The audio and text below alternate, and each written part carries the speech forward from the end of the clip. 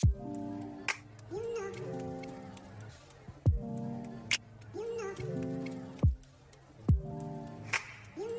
Friends, good morning. Welcome back to my channel Shovanish world. আজ হচ্ছে শনিবার, ছুটি আমার ঠিকই, তবে আজ রয়েছে একটা কাজ। সকাল সকাল স্নান করে একদম রেডি হয়ে গেছি আর এখন বেরিয়ে পড়ছি আমার যে কাজ রয়েছে সেই কাজের উদ্দেশ্যে। কি কাজ রয়েছে, কোথায় যাচ্ছি সবই বলছি আপনাদের সাথে। তো চলুন, এখন বেরিয়ে পড়েছি ঝটপট করে, কারণ বেলা অনেকটাই গড়িয়ে গেছে। এখন বাজে 7:30 মতো। 7টার সময় বেরোনোর কথা ছিল, বাট পারলাম না, 7:30 বেজে গেল। আমাকে ওখানে পৌঁছাতে হবে, মানে আমার গন্তব্যস্থলে প্রায় 8:30 থেকে 8:45-এর মধ্যে। তো সেই উদ্দেশ্যে বেরোনো। চলুন দেখা যাক কতক্ষণে পৌঁছাতে পারি। তো যাওয়ার সময় দেখলাম এই গাছগুলো বড্ড সুন্দর লাগছে দেখতে, তাই ভাবলাম একটু শেয়ার করা যাক আপনাদের সাথে। রাস্তাটা কি সুন্দর লাগছে না? এখন তো বসন্তকাল চলছে, তো বসন্তকালের সময় এই গাছগুলো সত্যি বড্ড সুন্দর লাগে দেখতে। যাই হোক, আমরা একটু যাচ্ছি সিউড়ি। আমাদের বাড়ি থেকে প্রায় 1 hour 10 minutes-এর রাস্তা। তো সেই উদ্দেশ্যে বেরিয়ে পড়েছি যাওয়ার জন্য। তো তার আগে আমরা এই বক্রেশ্বর পাই। বক্রেশ্বরের নাম আপনারা তো কম বেশি সবাই জানেন, বাবা মহাদেবের স্থান এখানে, একটা সতীপীঠের মধ্যে একটা। তো সেই বক্রেশ্বর ধাম হচ্ছে এটা, এর পাশ হয়েই আমাদেরকে যেতে হবে। তো সিউড়ি যাচ্ছি এই কারণেই, কারণ আমার একটা এক্সাম রয়েছে। আপনারা তো কম বেশি সবাই জানেন যে 16 তারিখ আর 17 তারিখ মার্চ মাসে ফুড এশিয়ার একটা এক্সাম রয়েছে, যেটা গভর্নমেন্ট জবের জন্য। তো সেই এক্সাম দিতেই যাচ্ছি। 2000 years later. আচ্ছা, তো গল্প করতে করতে প্রায় অনেকটা রাস্তা পার করার পর আমরা আমাদের গন্তব্যস্থলে পৌঁছে গেছি 8:45 তো এখনো পর্যন্ত মানে কলেজের ভেতরে এখনো পর্যন্ত ক্যান্ডিডেটদের ঢোকায়নি। 9টার সময় ভেতরে প্রবেশ করতে হবে। তো তার আগে এই টিফিনটা দিয়েছে শাশুড়িমা বানিয়ে, পরোটা আলু ভাজা। তো এটা আমি আর বাড়িতে খাওয়ার সময় পাইনি, তাই আমি ব্যাগে টিফিন করে নিয়ে চলে এসেছিলাম আর এটাই এখন খাচ্ছি। খাওয়ার পর আমি এক্সাম হলের ভেতরে প্রবেশ করে যাব। তারপর এক্সাম কেমন হচ্ছে বা কেমন অভিজ্ঞতা হলো সবই আমি আপনাদের সাথে শেয়ার করতে থাকবো। তো অবশ্যই আপনারা ভিডিওটি শেষ পর্যন্ত কন্টিনিউ করতে থাকুন, আশা করি খুব ভালো লাগবে। Much needed. আচ্ছা, তো এক্সাম দেওয়ার পর বেরিয়ে পড়েছি বাড়ির উদ্দেশ্যে। বাড়ি যাওয়ার আগে একবার রেস্টুরেন্টে যাব কিছু খাওয়ার জন্য, মানে লাঞ্চটা আমরা বাইরে কমপ্লিট করব। আমাদের পরীক্ষা ছিল ফার্স্ট হাফে, আমার পরীক্ষাটা পড়েছিল 9:30 থেকে 11টা পর্যন্ত, 1 hour 30 minutes-এর এক্সাম। আবারও রয়েছে 11:30 থেকে, আবারও রয়েছে মেবি 3:30 থেকে হবে হয়তো। তো এভাবে 3টে হাফে পরীক্ষা হবে, আবার সানডেও আছে 3টে হাফে পরীক্ষা। তো এইভাবে হচ্ছে এক্সামটা। তো এক্সামের কোশ্চেন বড্ড সুন্দর ছিল, সোজা ছিল বলতে পারেন। এক্সাম মোটামুটি ঠিকই হয়েছে, তবে কতটা সাকসেসফুল হব সেটা এখনও জানি না। আশা করি কেউ না কেউ এই পরীক্ষা দিয়ে সাকসেসফুল হবে।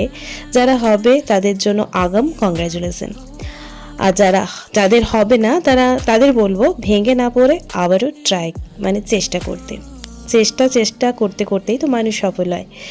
যাই হোক, আমি জ্ঞান দিচ্ছি, আমি নিজেই ভেঙে পড়ি।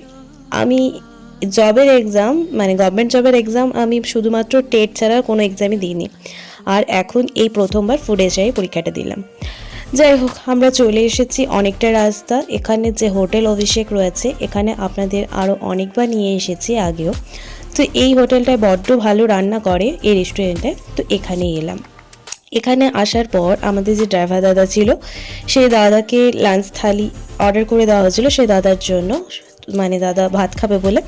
তো লাঞ্চ থালিটা তো অলরেডি চলে এসেছে, আর আমাদের জন্য অর্ডার করেছিলাম চিকেন বিরিয়ানি 1 প্লেট, 2টো রুটি, তন্দুরি রুটি, আর 1 প্লেট ছিল তার সাথে পনির চিলি, আর তার সাথে ছিল একটু রায়তা আর পেঁয়াজ কাঁচা লঙ্কা যা থাকে আর কি। তো এই ছিল আমাদের লাঞ্চের মেনু, মানে আমরা অর্ডার করেছিলাম। তো এই সমস্ত খাবারের কোয়ান্টিটি বা কোয়ালিটি দুটোই কিন্তু খুব ভালো ছিল। চিকেন বিরিয়ানির সাথে একটা গোটা ডিম, একটা গোটা আলু ছিল। তো চলুন খাবারটা কমপ্লিট করে বাড়ি ফিরবো। Much needed. গুড নুন এভরিওয়ান, বাড়ি ফিরে গেলাম। মোটামুটি লাঞ্চ কমপ্লিট করার পর বাড়ি ফিরতে ফিরতে প্রায় 2টো মতো বেজে যায় এখন, কারণ সিউড়িতে প্রচণ্ড জ্যামে ফেসেছিলাম, আপনাদের সাথে তো শেয়ার করলামই। তো সেজন্য বাড়ি আসতে আসতে অনেকটাই লেট হয়ে গেছে। সেই সকাল থেকে বেরিয়েছি আর একটুও ভালো লাগছে না, বাইরে প্রায় অনেকটাই রোদ উঠে গেছে আর গরমও লাগছে। আচ্ছা, তো চলুন, যখন বাড়ি ফিরলাম এখন একটু ফ্রেশ হয়ে নিয়ে রেস্ট করতে হবে, আর একটুও ভালো লাগছে না। Good evening everyone. আজকে আর বিকেলবেলা উঠে হাঁটতে যাওয়া হয়নি, কারণ প্রচণ্ড টায়ার্ড লাগছিল, ঘুমিয়ে পড়েছিলাম। আর তার সাথে আরও বেশি যাওয়া হয়নি, প্রচণ্ড মেঘ এসেছিল, তাই আর ভরসা করে যেতে পারলাম না। মাঝ রাস্তায় যদি কোথাও বৃষ্টি নামিয়ে দেয় তো ভিজে যাব, সেজন্য। তো বৃষ্টি নামিয়েছে ঠিকই, দেখুন এখন বৃষ্টি পড়ছে চারিদিকটায়, তবে বৃষ্টি নামাতে নামাতে সন্ধে হয়ে গেছে। এখন বাজে সন্ধে 7টার মতো। তো বৃষ্টি পড়ছে, হয়তো বোঝা যাচ্ছে না, কিন্তু বৃষ্টিটা পড়ছে, খুব জোরে না হলেও বেশ ভালোভাবেই পড়ছে। আপনাদের কোন কোন জায়গায় আজকে বৃষ্টি হয়েছে একটু জানাবেন তো। আমাদের এদিকে তো বেশ ভালোই হলো। যাই হোক, চলে এসেছি রান্নাঘরে, কারেন্ট তো অনেকক্ষণ হলো চলে গেছে। যাই হোক, এখন সবজি বানাতে হবে। তো এখানে আমি সয়াবিন দিয়ে দিয়েছি সিদ্ধ হওয়ার জন্য, কারেন্ট নেই যেহেতু, তাই আর ইন্ডাকশানে দেওয়া হলো না, তাই গ্যাসটাই ভরসা। আর এদিকে আমি সমস্ত সবজি কেটে রেখেছি। সিজনের প্রথম পটল, তার সাথে আলু খোসা সহ, যেটা নতুন আলু খোসা সহ খেতে ভালোই লাগে, তার সাথে দেখি টেস্টও ভালোই হয়। আর খোসা সহ আলু খাওয়ার কিন্তু গুণাগুণও অনেক রয়েছে, তো সেজন্য খোসা সহই দিলাম। তার সাথে গাজর, ক্যাপসিকাম, কাঁচকলা, সয়াবিন একটু, এই সমস্ত কিছু দিয়ে আজকে একটু মিক্স সবজি বানাবো। এরকম মিক্স সবজি বানালে দেখি খেতে বড্ড সুন্দর হয়, আর তার সাথে কিন্তু এর গুণাগুণও প্রচুর রয়েছে।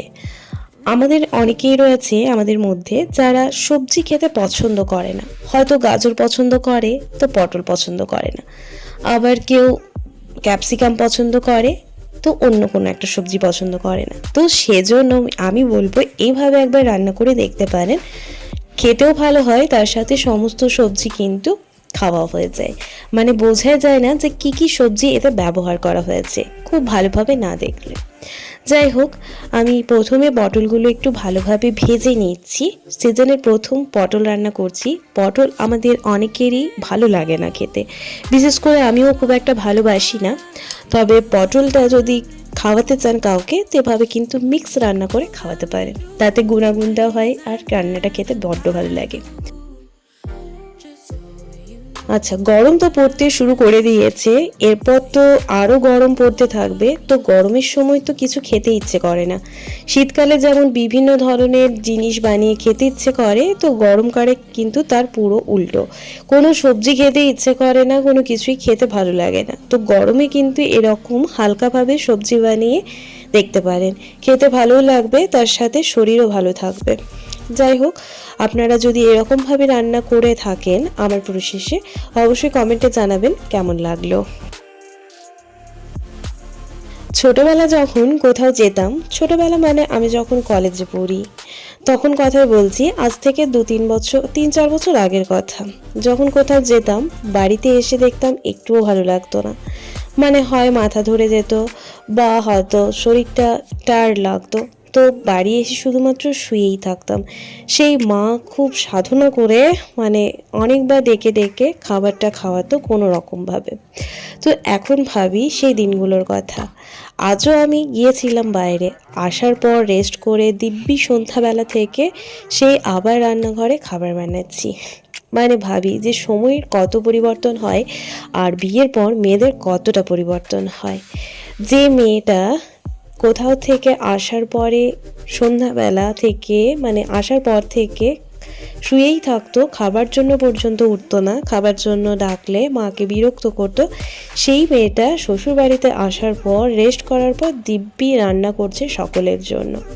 কত কিছুই না পাল্টে যায় বলুন। তার মধ্যে বিয়ের পর, মানে বিয়ের আগে এবং পরে মেয়েদের জীবনের কিন্তু অনেক পরিবর্তন আসে, সেটা কিন্তু আমি নিজে অনেকটাই লক্ষ্য করেছি। মানে এটা পুরোপুরি কিন্তু আমার মতামত। আপনাদের কি মনে হয়? আপনাদেরও কি আমার মতো একই মতামত? একটু কমেন্টে জানাবেন তো। এখন পৃথিবীতে সবার সম্পর্কগুলো কেমন হয়ে গেছে না, মানে সে করলে আমি করব বা আমি করলে সে করবে, এরকম, মানে এক হাতে তালি বাজে না বলে না, সেরকম অবস্থা। আমি যদি কাউকে না করি আমাকে কেউ করবে না, মানে এক্সপেক্ট করা উচিতও নয় অবশ্য। আর আর কেউ যদি আমাকে করে নিজের মতো, তাহলে তাকেও কিন্তু আমি ফেরাবো না। তো সেরকমই কিছু মানুষ থাকে যাদেরকে নিজের সাধ্যমতো করার পরও তারা কিন্তু পিছনে কথা বলতে ছাড়ে না। তো তাদের উদ্দেশ্যে একটা কথা বলা, আপনাদেরও কিন্তু এটা মাথায় রাখা উচিত যে তার কানে যখন এই খবরগুলো বা তার কাছে যদি এই খবরগুলো পৌঁছায়, তারও কিন্তু মন বলে একটা জিনিস রয়েছে, তারও কিন্তু বিতৃষ্ণা জন্মাতে পারে। সে ভালো মানে সারা জীবন সে ভালোই থাকবে, কোনোদিনও খারাপ হবে না, এই ভাবনাটা কিন্তু একটু দূরে রাখবেন। কারণ তারও কিন্তু মতামত বা মনের একটু পরিবর্তন হতে পারে। আর কোনো মানুষ যখন কাউকে ঘৃণা করতে শুরু করে না, তখন সেই মানুষ তার ভালোটা যেমন নিতে পারতো, ঘৃণাটা কিন্তু সেভাবে নাও নিতে পারে। তাই কোনো কিছু কথা কাউকে বলার আগে একটু ভেবে দেখবেন। যাই হোক, চলুন, সবজি রেডি, এদিকে আমি ছানাও বানিয়ে নিয়েছি। আর আজকের মতো ব্লগটি এখানেই শেষ করছি। ব্লগটি ভালো লেগে থাকলে অবশ্যই একটা লাইক, কমেন্ট আর শেয়ার করে দেবেন। দেখা হচ্ছে খুব তাড়াতাড়ি নতুন একটি ভিডিওর সাথে। ততক্ষণ পর্যন্ত সবাই ভালো থাকুন, সুস্থ থাকুন। আর আমার চ্যানেলে নতুন সদস্য হয়ে থাকলে চ্যানেলটি সাবস্ক্রাইব করে পাশে থাকুন। ধন্যবাদ, শুভরাত্রি।